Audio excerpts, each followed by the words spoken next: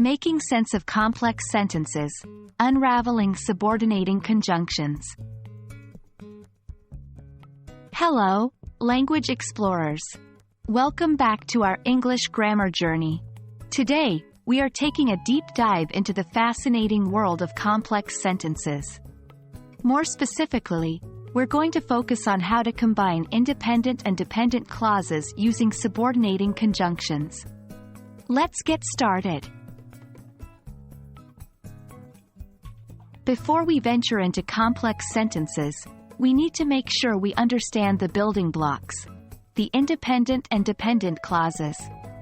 An independent clause is a group of words that can stand alone as a sentence because it expresses a complete thought. For instance, I enjoy reading books. On the other hand, a dependent clause, also known as a subordinate clause, cannot stand alone as a sentence because it doesn't express a complete thought. For example, because I love to learn. This sentence leaves you wondering, what happens because you love to learn? That's how you know it's a dependent clause. Now, let's introduce the superstar of our video, the subordinating conjunction. These are words that connect a dependent clause to an independent clause, making a complete thought. They establish a link between the two clauses and indicate a relationship, such as time, cause, contrast, or condition. Some common subordinating conjunctions are because, after, although, when, and if.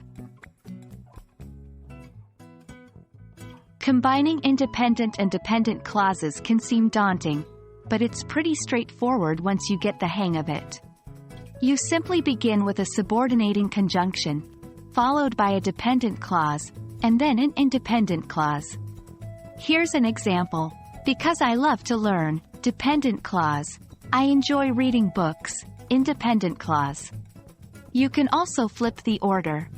Start with the independent clause, followed by a comma, then the subordinating conjunction, and finally the dependent clause. I enjoy reading books, independent clause, because I love to learn, dependent clause. Note that when the independent clause comes first, you need to use a comma before the dependent clause.